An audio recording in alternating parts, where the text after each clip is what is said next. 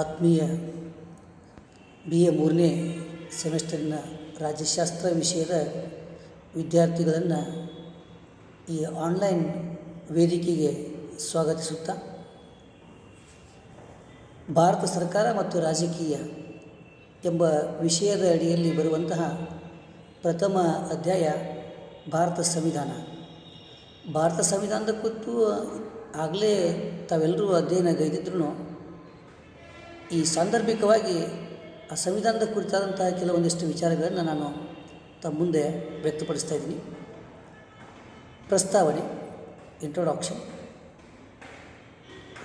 ಭಾರತೀಯರು ಅನೇಕ ಶತಮಾನಗಳಿಂದ ಬ್ರಿಟಿಷರ ಆಡಳಿತದ ವ್ಯವಸ್ಥೆಯ ಅಡಿಯೊಳಗೆ ಸಂಕೋಲೆಗಳಿಂದ, ದಾಸ್ಯತ್ವದಿಂದ, ಅನೇಕ ಕಟ್ಟು ಬಂಧನಗಳಿಂದ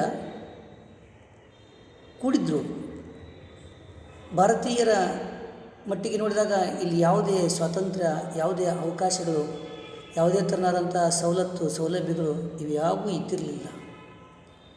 ಇಂತಹ ದಾಸ್ಯತ್ವದಿಂದ, ಇಂತಹ ಅರಾಜಕತೆಯ ಆಡಳಿತದಿಂದ ಹೊರಗೆ ಬರಲು ಅನೇಕ ದೀರ್ಘಕಾಲಿಕ ಹೋರಾಟವನ್ನು ಮತ್ತು ಅನೇಕ ತ್ಯಾಗ, ಬಲಿದಾನ ಇವುಗಳನ್ನು ಭಾರತೀಯರು ಗೈದು ಸುದೀರ್ಘಕಾಲಿಕ ಹೋರಾಟದ ತತ್ಪರಿಣಾಮ ಎಂಬಂತೆ 1947 ಆಗಸ್ಟ್ 15ಕ್ಕೆ ಭಾರತಕ್ಕೆ ಸ್ವಾತಂತ್ರ್ಯವನ್ನು ಕಂಡುಕೊಂಡರು.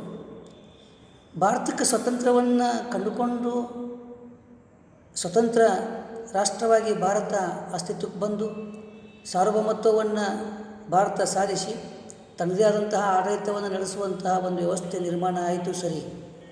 ಆದರೆ ಸ್ವತಂತ್ರದ ನಂತರ ಭಾರತಕ್ಕೆ ಯಾವುದರ ಅವಶ್ಯಕತೆ ಇತ್ತು ಅಂತಂದರೆ ಉತ್ತಮ ಆಡಳಿತ ಅಥವಾ ಸುವ್ಯವಸ್ಥಿತ ಆಡಳಿತ, ಇದರ ಅವಶ್ಯಕತೆ ಭಾಳಷ್ಟಿತ್ತು. ಇದು ಭಾರತೀಯರ ಮುಂದಿದ್ದಂತಹ ಒಂದು ದೊಡ್ಡ ಸವಾಲಾಗಿತ್ತು ಆವತ್ತಿನ ಸಂದರ್ಭದೊಳಗೆ.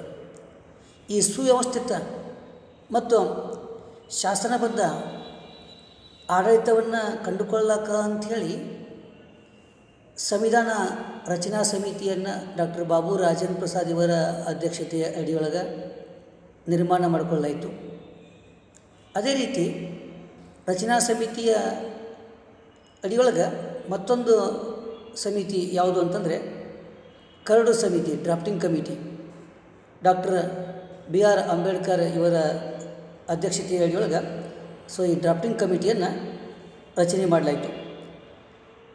ಇಲ್ಲಿ BR ಅಂಬೇಡ್ಕರ್ ಅವರು ಹಗಲು ಇರುಳು ಯಾವುದನ್ನು ಪರಿಗಣನೆಗೆ ತಂದುಕೊಳ್ಳಲಾರದೆ ಜಗತ್ತಿನ ಬೇರೆ ಬೇರೆ ರಾಷ್ಟ್ರಗಳ ಸಂವಿಧಾನಗಳನ್ನು ಅಧ್ಯಯನ ಮಾಡಿದರು. 125 ರಾಷ್ಟ್ರಗಳ ಸಂವಿಧಾನಗಳನ್ನು ಅಧ್ಯಯನ ಮಾಡಿ ಬೇರೆ ಯಾವ ರಾಷ್ಟ್ರದ ಸಂವಿಧಾನಕ್ಕೂ ಕಡಿಮೆ ಇಲ್ಲ ಅನ್ನುವಂತಹ ದಿಶೆಯೊಳಗೆ ಒಂದು ಸಂವಿಧಾನವನ್ನು ಭಾರತಕ್ಕೆ ಕೊಡುಗೆಯಾಗಿ ನೀಡಿದರು. ಈ ಅಂಬೇಡ್ಕರ್ನಿಂದ ನಿರ್ಮಾಣಗೊಂಡಿರ್ತಕ್ಕಂತಹ ಭಾರತದ ಸಂವಿಧಾನ 1949 ನವೆಂಬರ್ 26ನೇ ತಾರೀಕಿಗೆ ಅಂಗೀಕಾರವನ್ನು ಕಂಡುಕೊಂತು. ಅಂಗೀಕಾರವನ್ನು ಕಂಡುಕೊಂಡ ಭಾಗಶಃ ಭಾರತದಲ್ಲಿ ಅದು ಜಾರಿಗೆ ಬಂತು. ನಂತರ ಇದು ಪೂರ್ಣ ಪ್ರಮಾಣದೊಳಗೆ ಭಾರತದಾದ್ಯಂತ ಜಾರಿಗೆ ಬಂದದ್ದು ಬಾಬು ರಾಜೇಂದ್ರ ಪ್ರಸಾದರ ಅಂಕಿತದೊಂದಿಗೆ 1950 ಜನವರಿ 26. ಆವಾಗಿಂದ ಭಾರತದಲ್ಲಿ ಸಂವಿಧಾನಬದ್ಧ ಆಡಳಿತ ಅಂತಕ್ಕಂಥದ್ದು ಆರಂಭ ಆಯಿತು.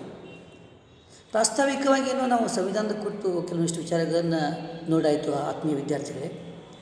ಆದರೆ ಈ ಸಂವಿಧಾನ ಅಂತಂದರೆ ಏನು? ಯಾವುದಕ್ಕೆ ನಾವು ಸಂವಿಧಾನ ಅಂತ ಕರಿಬೇಕು? ಸಂವಿಧಾನದ ಅರ್ಥ ಏನು? ಸ್ವಲ್ಪ ಈ ದಿಶೆಯೊಳಗೆ ನಾವು ಆಲೋಚನೆ ಮಾಡಕತ್ತೀವಿ. ಅಂದರೆ BA ಮೊದಲನೇ ಸೆಮಿಸ್ಟರ್ನಲ್ಲಿ ನೀವು ಭಾರತ ಸಂವಿಧಾನವನ್ನು ಅಧ್ಯಯನ ಗೈದಿರಿ. ಅಲ್ಲಿ ಸಂವಿಧಾನದ ಬಗ್ಗೆ ತಮಗೆ ಮಾಹಿತಿ ಅದ. ಆದ್ರೂ ಸಾಂದರ್ಭಿಕವಾಗಿ ನಾನು ಇಲ್ಲಿ ಅದನ್ನು ವ್ಯಕ್ತಪಡಿಸಲೇಬೇಕಾಗ್ತದೆ. ಸಂವಿಧಾನ ಅಂತಂದರೆ ಏನು ಅಂಥೇಳಿ. ಸಂವಿಧಾನ ಅಂತಂದರೆ ನಾವು ಪುಸ್ತಕದ ಮಟ್ಟಿಗೆ ಇದ್ದಂತಹ ಒಂದು ಹೇಳಿಕೆಯನ್ನು ಕೈಬಿಟ್ಟು ನನ್ನದೇ ಆದಂತಹ ಒಂದು ವಿಚಾರಧಾರೆಯನ್ನು ವ್ಯಕ್ತಪಡಿಸಲಿಕ್ಕೆ ಇಷ್ಟಪಡ್ತೀನಿ ಆತ್ಮೀಯ ವಿದ್ಯಾರ್ಥಿಗಳೇ. ಅದು ವಿದ್ಯಾರ್ಥಿಗಳಿಗೆ ಸುಲಭವಾದಂಥ ರೀತಿಯಲ್ಲಿ ತಿಳಿಯಲಿ ಅನ್ನುವಂಥ ಉದ್ದೇಶಕ್ಕಾಗಿ.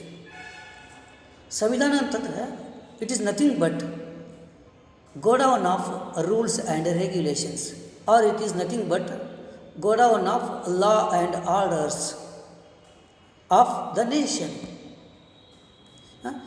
ಸಂವಿಧಾನ ಅಂತಂದ್ರೆ ಏನು ರೀ? ಇದು ಬೇರೆ ಏನೂ ಅಲ್ಲ.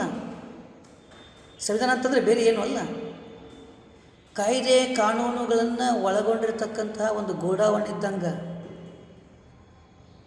ಎಲ್ಲ ರೀತಿಯ ಕಾಯ್ದೆಗಳು, ಎಲ್ಲ ರೀತಿಯ ಕಾನೂನುಗಳು ಅದಾವ ಅಲ್ಲಿ. ಆ ಎಲ್ಲ ಕಾನೂನುಗಳನ್ನು ಒಳಗೊಂಡಿರ್ತಕ್ಕಂಥ ಒಂದು ರಾಷ್ಟ್ರದ ಗೋಡೌನ್ ಇದು. ಮತ್ತು ಹಂಗಾದ್ರೆ ಸಂವಿಧಾನ ಅಂತಂದ್ರೆ ಏನು ಅಂಥೇಳಿ ಈ ಆಧಾರದ ಮೇಲೆ ತಮಗೆ ಸುಲಭವಾದಂಥ ರೀತಿಯೊಳಗೆ ಅರ್ಥ ಆಗ್ತದೆ. ಇದರ ಶಬ್ದಶಃ ಅರ್ಥ ನೋಡಕತ್ತೀವಿ ಅಂದರೆ the word constitution, it is derived from the Latin language that is constitute,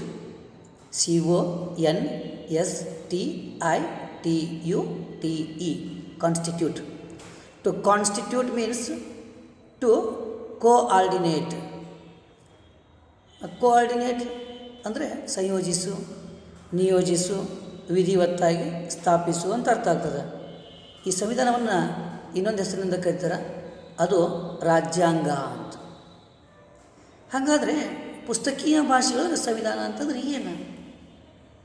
ರಾಜ್ಯಾಂಗ ಅಂತ ಕರೀತಾರೆ. ಆಮೇಲೆ ಇದನ್ನು ರಾಷ್ಟ್ರದ ಆಡಳಿತದ ವ್ಯವಸ್ಥೆ ನೋಡ್ಕೊಂಡು ಹೋಗ್ಲಿರ್ತಕ್ಕಂಥ ಒಂದು ಭದ್ರ ಬುನಾದಿ ಅಂತೇಳಿ ಪರಿಗಣಿಸ್ತಾರೆ. ಸರಿ, ಹಾಗಾದರೆ ಸಂವಿಧಾನ ಅಂತಂದರೆ ಏನು ಪುಸ್ತಕೀಯ ಭಾಷೆಯೊಳಗೆ? ಸಂವಿಧಾನ ಅಂತಂದರೆ ಏನು ಅಂಥೇಳಿ ಒಂದು ಹೆಜ್ಜೆ ಮುಂದಿಟ್ಟು ನೋಡ್ತಿದ್ರೆ, A fundamental will of the state is called A constitution. ರಾಜ್ಯದ ಅಥವಾ ರಾಷ್ಟ್ರದ ಮೂಲಭೂತ ಶಾಸನ ಅಂತದಲ್ರಿ, ಆ ರಾಜ್ಯದ ಅಥವಾ ರಾಷ್ಟ್ರದ ಮೂಲಭೂತ ಶಾಸನವನ್ನು ಸಂವಿಧಾನ ಅಂತ ಕರೆಯಲಾಗ್ತದೆ. ಸೊ ಈ ಸಂವಿಧಾನ ಅಂತಕ್ಕಂಥ ಒಂದು ಪರಿಕಲ್ಪನೆ ಯಾವಾಗಿಂದು? ಇದು ಹಿಂದಿಂದೋ ಹಿಂದಿಂದೋ ಭಾಳಷ್ಟು ಪುರಾತನನೋ? ಸೊ ಈ ಮಟ್ಟಿಗೆ ನೋಡಕತ್ತೀವಿ ಅಂದರೆ ನಿಜವಾಗಿಯೂ ಸಂವಿಧಾನ ಅಂತಕ್ಕಂಥ ಒಂದು ಪರಿಕಲ್ಪನೆ ಅರಿಸ್ಟಾಟಲ್ನ ಕಾಲಮಾನದಷ್ಟೇ ಹಳೆಯದು. ಅರಿಸ್ಟಾಟಲ್ ಸಂವಿಧಾನಗಳ ವರ್ಗೀಕರಣ ಅಂಥೇಳಿ ತನ್ನ ವಿಚಾರಧಾರೆಗಳಲ್ಲಿ ಒಂದು ವಿಚಾರಧಾರೆ ಅಂತ ಹೇಳಿಬಿಟ್ಟನ್ನು ಕಂಡುಕೊಂಡಿದ್ದಾನೆ. ಅದನ್ನು ಸರ್ಕಾರಗಳ ವರ್ಗೀಕರಣ ಅಂತಲೂ ಕರೀತಾರೆ. ಪುರಾತನ ದಿನಮಾನದೊಳಗೆ ಅದರ ಕಲ್ಪನೆ ಇತ್ತು, ಆದರೆ ಸಂವಿಧಾನ ಅಂತಕ್ಕಂತಹ ಪದದ ಅರ್ಥ ಇವಾಗ ಏನದಲ್ಲ, ಇದೇ ಥರನಾಗಿ ಇದ್ದಿರಲಿಲ್ಲ. ಅಲ್ಲಿ ಸರ್ಕಾರಕ್ಕೆ ಸಮ ಅನ್ನುವಂಗೆ ಇರ್ತದೆ ಸಂವಿಧಾನ ಅಂದರೆ. ಸಂವಿಧಾನ ಅನ್ನೋ ಪದ ಸರ್ಕಾರ ಅಂತ ಹೇಳಿಬಿಟ್ಟು ಅರ್ಥ ಕೊಡ್ತಿತ್ತು ಅವಾಗ. ಮತ್ತು ಹಿಂದೊಂದು ದಿನಮಾನದಲ್ಲಿ ಸಂವಿಧಾನಗಳೇ ಇದ್ದಿರಲಿಲ್ಲ. ಅರಾಜಕತೆಯ ಕೂಟ ಅನ್ನುವಂಗೆ ರಾಷ್ಟ್ರಗಳು ತನ್ನ ಪ್ರಜೆಗಳನ್ನು ಮನಸೋ ಇಚ್ಛೆ ದಂಡಿಸ್ತಾ ಇದ್ವು. ಮನಸೋ ಇಚ್ಛೆ ಆಡಳಿತವನ್ನು ರಾಷ್ಟ್ರದ ನಾಯಕರು ಗೈತಾ ಇದ್ದರು. ಉದಾಹರಣೆಗಾಗಿ Hitler, Mussolini, Ayub Khan, Yahya Khan ಇಂತಹ ನಾಯಕರೇನಿದ್ರಲ್ರಿ, ಈ ನಾಯಕರ ಅಧಿಕಾರದ ಅವಧಿಯೊಳಗೆ ಯಾವ ಸಂವಿಧಾನವೂ ಇಲ್ಲ, ಯಾವ ಶಾಸಕಾಂಗ ಇಲ್ಲ, ಯಾವ ಕಾರ್ಯಾಂಗ ಇಲ್ಲ, ಯಾವ ನ್ಯಾಯಾಂಗ ಇಲ್ಲ, ಎಲ್ಲನೂ ಅವರೇ ಅನ್ನುವಂಗಿದ್ರು. ಅರಾಜಕತೆ ರಾಷ್ಟ್ರದಲ್ಲಿ ಕಾಣಬರ್ತಾಯಿತ್ತು. ಜನತೆಗೆ ಯಾವುದೇ ಸವಲತ್ತುಗಳು ಅಂತ ಇದ್ದಿರಲಿಲ್ಲ. ಜನರನ್ನು ರಕ್ಷಿಸಲಿಕ್ಕೆ ಅವಕಾಶ ಇದ್ದಿರಲಿಲ್ಲ. ಜನ ಭಾಳಷ್ಟು ಕಠಿಣಮಯವಾದಂತಹ ವ್ಯವಸ್ಥೆ ಅಡಿಯೊಳಗೆ ಬದುಕ್ತಾ ಇದ್ದರು. ಆದರೆ ಇವತ್ತಿನ ಆಧುನಿಕ ದಿನಮಾನಗಳಲ್ಲಿ ಸಂವಿಧಾನಗಳು ಇರಲಾರ್ದಂತಹ ರಾಷ್ಟ್ರಗಳನ್ನು ನಾವು ನೋಡಲಿಕ್ಕೆ ಸಾಧ್ಯನೇ ಇಲ್ಲ. ಪ್ರತಿಯೊಂದು ರಾಷ್ಟ್ರನೂ ತನ್ನದೇ ಆದಂತಹ ಸಂವಿಧಾನವನ್ನು ಕಂಡುಕೊಂಡದ. ಆ ಸಂವಿಧಾನ ಬರವಣಿಗೆ ರೂಪವನ್ನು ಹೊಂದಿರ್ಬೋದು ಅಥವಾ ಅಲಿಖಿತವಾಗಿರ್ಬೋದು. ಸಂವಿಧಾನ ಕಠಿಣ ಮಾದರಿಯ ಸಂವಿಧಾನ ಆಗಿರ್ಬೋದು ಅಥವಾ ಸರಳ ರೀತಿಯ ಸಂವಿಧಾನ ಆಗಿರ್ಬೋದು. ಎಂಥದ್ದೇ ಇರಲಿ, ಪ್ರತಿಯೊಂದು ರಾಷ್ಟ್ರ ತನ್ನದೇ ಆದಂಥ ಸಂವಿಧಾನವನ್ನು ಇವತ್ತಿನ ದಿನ ಕಂಡುಕೊಂಡದ. ಸಂವಿಧಾನದ ಮೂಲ ಆಶಯ ಏನಂತಂದರೆ, ಮೂಲ ಗುರಿ ಏನಂತಂದರೆ to welfare of the people, ಜನರ ಕಲ್ಯಾಣವನ್ನು ಸಾಧಿಸೋದು, ಜನತೆಯ ಸ್ವತಂತ್ರವನ್ನು ರಕ್ಷಿಸೋದು, ಜನತೆಯ ಅವಶ್ಯಕತೆಗಳನ್ನು ಪೂರೈಸೋದು. ಇದು ಸಂವಿಧಾನದ ಮೂಲ ಉದ್ದೇಶ. ಹಾಗಾದರೆ ಸಂವಿಧಾನ ಇವತ್ತಿನ ದಿನ ಬೇಕು ಅಂತ ಹೇಳ್ತೀವಿ. ಅದಕ್ಕೆ ಎಷ್ಟು ಪ್ರಾಧಾನ್ಯತೆ ಅದ ಅಂಥೇಳಿ ಗಮನಿಸೋಕೈತೆ ಅಂದರೆ ಒಂದು ಹೇಳಿಕೆ ಸಾಕ್ರಿ. ಆತ್ಮೀಯ ವಿದ್ಯಾರ್ಥಿಗಳೇ, ಏನು ಅಂತಂದ್ರೆ, whether there is no man without a body, there can be no state without a constitution.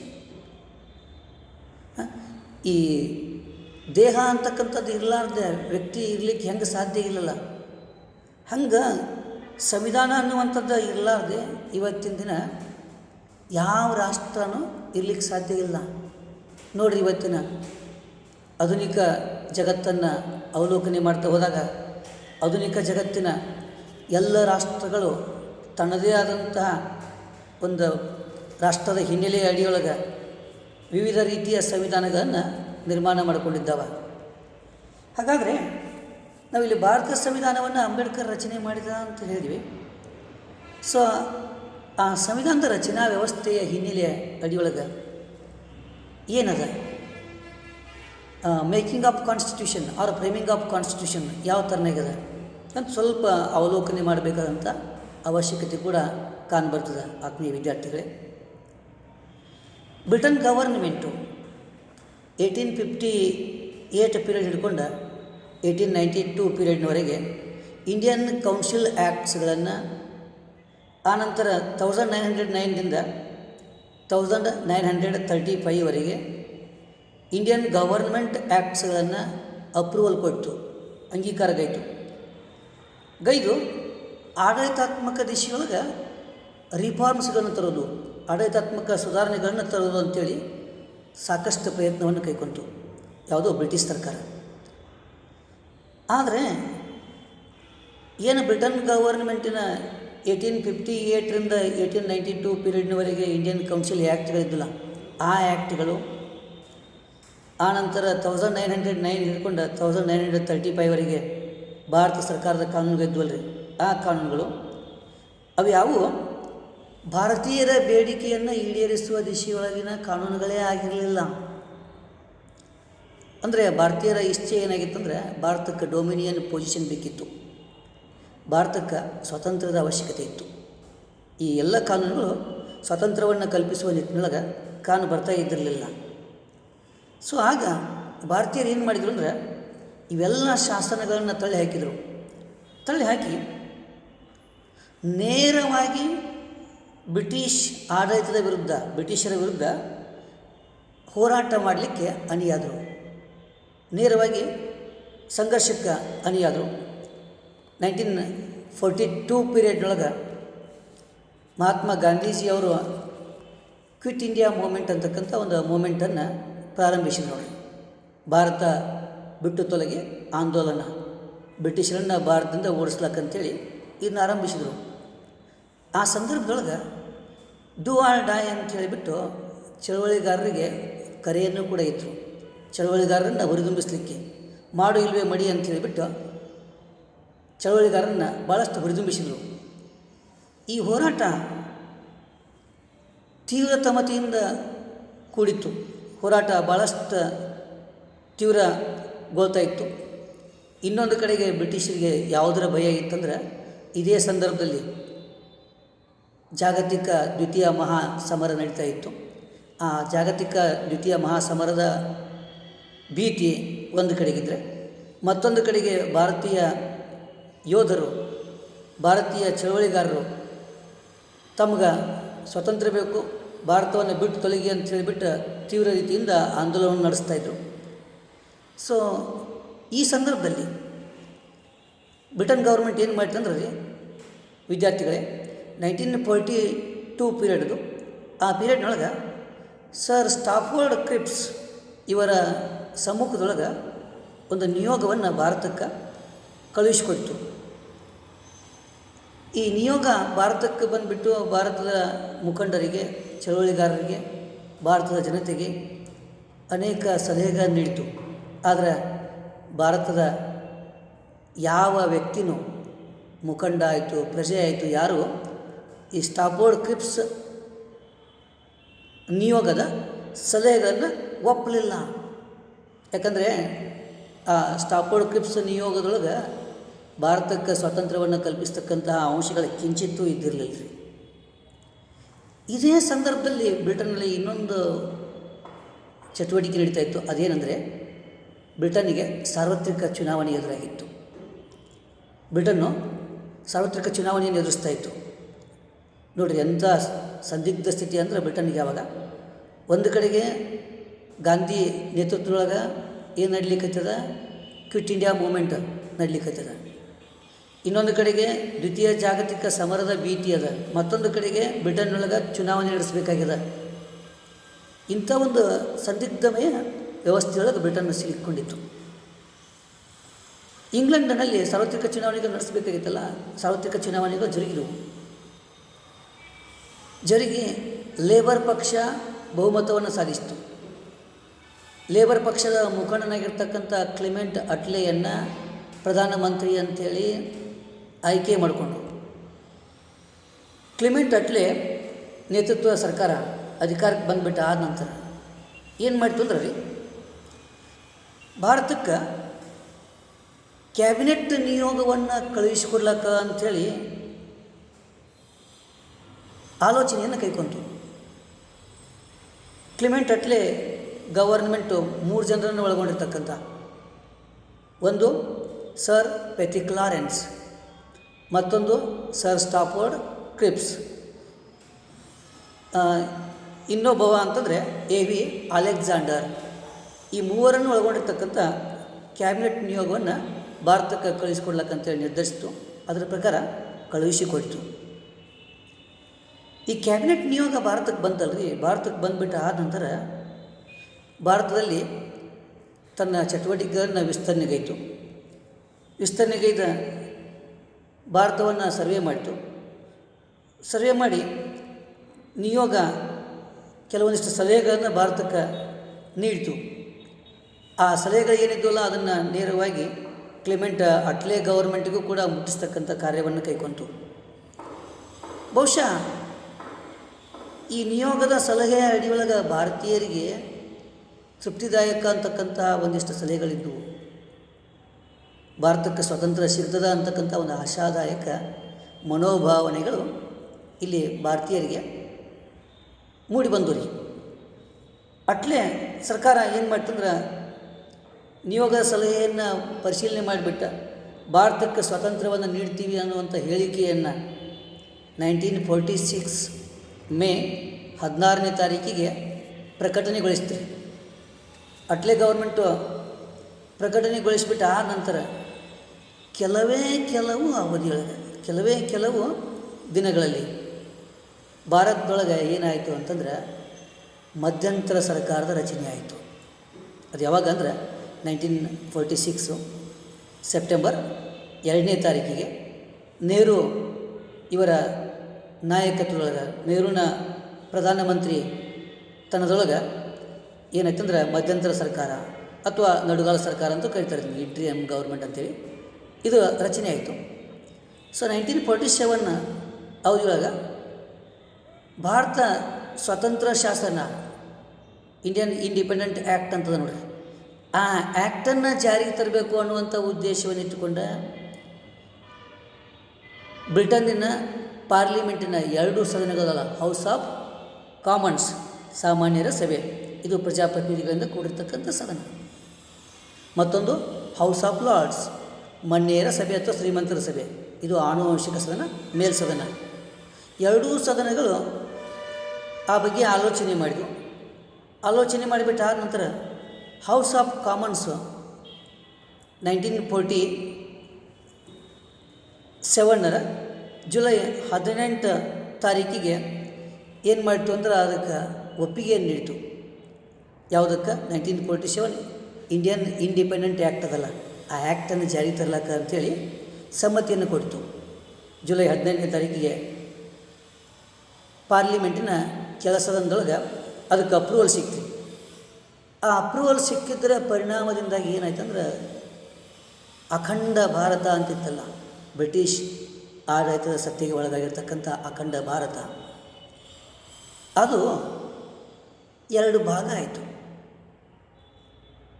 ಬ್ರಿಟಿಷರು ಭಾರತಕ್ಕೆ ಸ್ವಾತಂತ್ರ್ಯವನ್ನು ಕೊಡಲಿಕ್ಕೇನೋ ಒಪ್ಕೊಂಡ್ರು, ಆದರೆ ಯಥಾಸ್ಥಿತಿಯೊಳಗೆ ಅಖಂಡ ಭಾರತಕ್ಕೆ ಸ್ವಾತಂತ್ರ್ಯವನ್ನು ಕೊಡಲಿಲ್ಲ. ಧರ್ಮದ ತಳಹದಿಯ ಮೇಲೆ 2 ರಾಷ್ಟ್ರಗಳನ್ನಾಗಿ ವಿಭಜನೆ ಮಾಡಿದರು. ಆ ಎರಡು ರಾಷ್ಟ್ರಗಳು ಯಾವಂದ್ರೆ ಒಂದು ಇಸ್ಲಾಮಿಕ್ ಜನಾಂಗದವರನ್ನು ಒಳಗೊಂಡಿರ್ತಕ್ಕಂಥ ಪಾಕಿಸ್ತಾನ, ಮತ್ತೊಂದು ಹಿಂದೂಗಳನ್ನೇ ಒಳಗೊಂಡಿರ್ತಕ್ಕಂತಹ ಹಿಂದೂಸ್ತಾನ ಅಥವಾ ಭಾರತ ಅಂತ ಹೇಳಿಬಿಟ್ಟು ಎರಡು ಸ್ವತಂತ್ರ ರಾಷ್ಟ್ರಗಳನ್ನಾಗಿ ವಿಂಗಡಣೆ ಮಾಡಿದರು. 1947 ಇಂಡಿಯನ್ ಇಂಡಿಪೆಂಡೆಂಟ್ ಆ್ಯಕ್ಟ್ ಅಲ್ಲ, ಆ ಆ್ಯಕ್ಟಿನ ಅಡಿಯೊಳಗೆ ಇದೇ ಥರನಾಗಿ ಅಪ್ರೂವಲ್ ಇತ್ತು. ಸೊ ಅದರ ಪ್ರಕಾರ 1947 ಆಗಸ್ಟ್ 14ನೇ ತಾರೀಕಿನ ಮಧ್ಯರಾತ್ರಿ ಪಾಕಿಸ್ತಾನ ಸ್ವಾತಂತ್ರ್ಯವನ್ನು ಗಳಿಸಿತು. ಆಮೇಲೆ 1947 ಆಗಸ್ಟ್ 15ನೇ ತಾರೀಕಿಗೆ ಭಾರತ ಒಂದು ಸ್ವತಂತ್ರ ರಾಷ್ಟ್ರ ಆಯಿತು. ಆದರೆ ಒಂದು ಸಂಗತಿ ಗಮನಕ್ಕಿರಲಿ ಆತ್ಮೀಯ ವಿದ್ಯಾರ್ಥಿಗಳೇ, ಒಂದು ದಿನ ಮುಂಚೆನೇ ಪಾಕಿಸ್ತಾನ ಭಾರತಕ್ಕಿಂತ ಸ್ವಾತಂತ್ರ್ಯವನ್ನು ಗಳಿಸಿದ್ರು. ಇದಕ್ಕೆ ಸಂವಿಧಾನ, ಈ ರಾಷ್ಟ್ರ ಸಂವಿಧಾನವನ್ನು ಜಾರಿಗೆ ತಂದುಕೊಂಡಿದ್ದು ಯಾವಾಗಂದ್ರೆ 1956ರಲ್ಲಿ. ಭಾರತ ಪಾಕಿಸ್ತಾನಕ್ಕಿಂತಲೂ ಒಂದಿನ ನಂತರ, ಅಂದರೆ ಆಗಸ್ಟ್ 15ರ ಮಧ್ಯರಾತ್ರಿ ಇದು ಸ್ವಾತಂತ್ರ್ಯವನ್ನು ಕಂಡುಕೊಂತು ಅಂತ ಹೇಳ್ತೀವಿ. ಅದಕ್ಕಿಂತ ಮುಂಚೆನೇ, ಪಾಕಿಸ್ತಾನಕ್ಕಿಂತ ಮುಂಚೆನೇ ಸಂವಿಧಾನ ಭಾರತಕ್ಕೆ ಬಂತು. ರಚನಾ ಸಮಿತಿ, ಆಮೇಲೆ ಕರಡು ಸಮಿತಿ ಎರಡೂಗಳ ಒಂದು ಭಾರಿ ಪ್ರಯತ್ನದ ಫಲ ಅನ್ನುವಂಗೆ 1950 ಜನವರಿ 26ಗೆ ಭಾರತದೊಳಗೆ ಸಂವಿಧಾನ ಅಂಗೀಕಾರಗೊಂಡುಬಿಟ್ಟು ಆ ಸಂವಿಧಾನದ ಪ್ರಕಾರ ತರುವಾಯ ದಿನಮಾನದೊಳಗೆ ಆಡಳಿತ ಭಾರತದಲ್ಲಿ ಆರಂಭಗೊಂಡಿತು. ಹಾಗಾದರೆ ಇಲ್ಲಿ ಆ ಸಂವಿಧಾನ ರಚನಾ ಸಮಿತಿಯ ಪಾತ್ರ ಏನದ ಮತ್ತು ಡ್ರಾಫ್ಟಿಂಗ್ ಕಮಿಟಿ ಯಾವ ಥರನಾಗಿ ಚಟುವಟಿಕೆಯನ್ನು ಗೈತು ಭಾರತ ಸಂವಿಧಾನದ ನಿರ್ಮಾಣಕ್ಕಾಗಿ ಅನ್ನುವಂಥ ವಿಷಯಗಳನ್ನು ನಾನು ತಮ್ಮ ಮುಂದಿನ ಅವಧಿಯೊಳಗೆ ಪ್ರಸ್ತಾಪಿಸ್ತಾ ಇದ್ದೀನಿ. ಎಲ್ಲರಿಗೂ ಧನ್ಯವಾದಗಳನ್ನು ಹೇಳ್ತಾ ಈ ಒಂದು ಮೊದಲನೇ ಕ್ಲಾಸನ್ನು ಮುಕ್ತಾಯಗೊಳಿಸ್ತಾ ಇದ್ದೀನಿ. ಮತ್ತೊಮ್ಮೆ ಎಲ್ಲರಿಗೂ ಧನ್ಯವಾದಗಳು ಆತ್ಮೀಯ ವಿದ್ಯಾರ್ಥಿಗಳೇ.